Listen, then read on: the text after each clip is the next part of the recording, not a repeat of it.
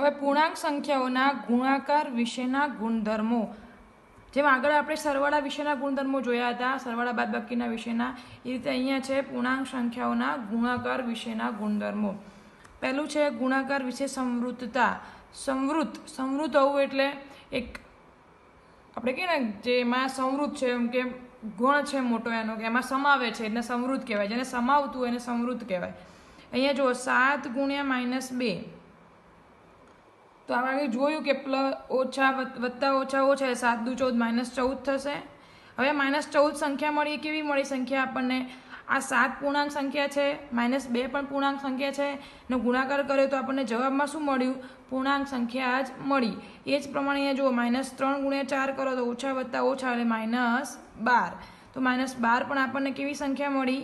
પૂર્ણાંક સંખ્યા જ મળી. -3 પણ પૂર્ણાંક હતી, 4 પણ પૂર્ણાંક સંખ્યા છે, અને -12 પણ પૂર્ણાંક સંખ્યા જ મળી એના જવાબમાં. અહીંયા હવે જુઓ -2 પણ પૂર્ણાંક સંખ્યા છે અને -3 પણ પૂર્ણાંક સંખ્યાઓ છે. હવે ઓછા ઓછા વત્તા એટલે 3 દુ 6 જવાબ આવશે, તો 6 સંખ્યા મળી, એ પણ આપણી પૂર્ણાંક સંખ્યા છે. એટલે બે પૂર્ણાંક સંખ્યાનો ગુણાકાર કરીએ તો આપણને જવાબમાં પૂર્ણાંક સંખ્યા જ મળે છે. એને ગુણાકાર વિશેનો સંવૃતતાનો ગુણધર્મ કહેવાય.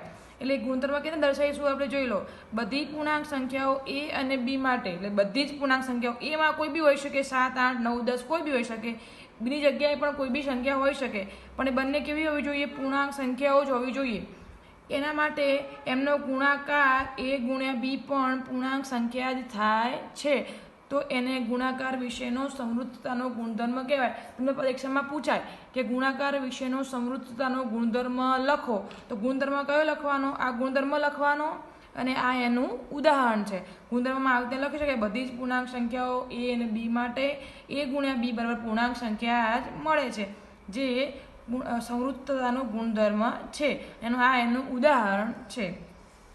બીજો નિયમ છે ગુણાકાર માટેનો ક્રમનો ગુણધર્મ.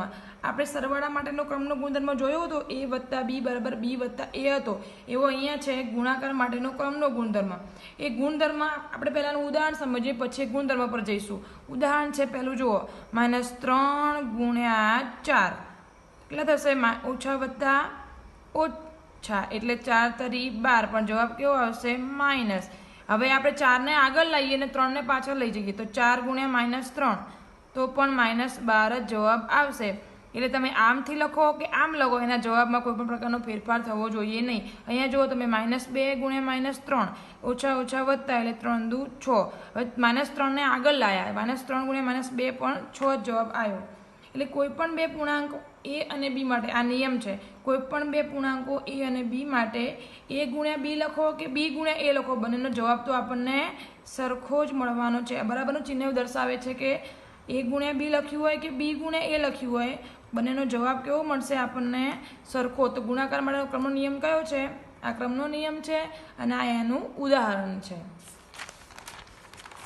ચલો આગળ છે શૂન્ય વડે ગુણાકાર. કોઈ પણ સંખ્યાનો શૂન્ય વડે ગુણાકાર કરીએ તો જવાબમાં શું મળે? આપણને શૂન્ય જ મળે. એ ખાસ ધ્યાન રાખવાનું. અહીંયા શું છે? આ ગુણાકાર છે. સરવાળો હોય, કોઈ પણ સંખ્યાનો સરવાળો 0 સાથે કરીએ તો આપણને એ સંખ્યા મળે છે, પણ અહીંયા આપણને શું છે? ગુણવાનું છે.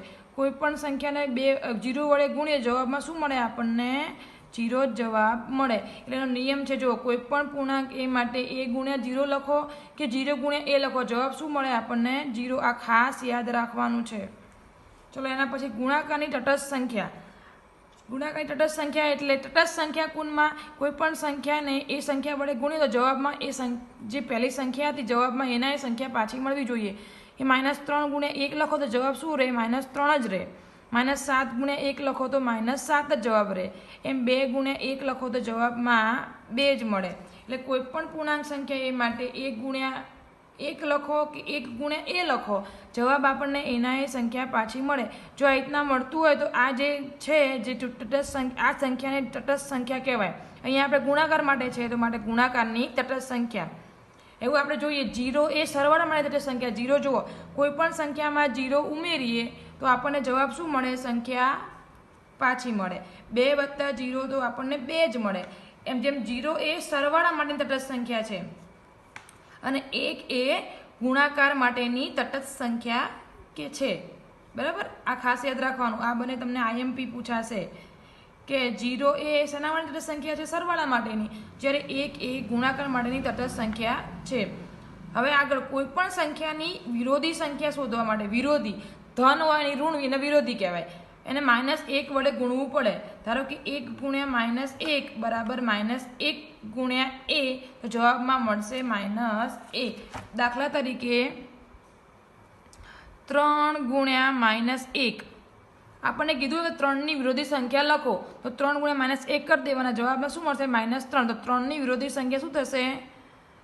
3ની વિરોધી સંખ્યા બરાબર -3.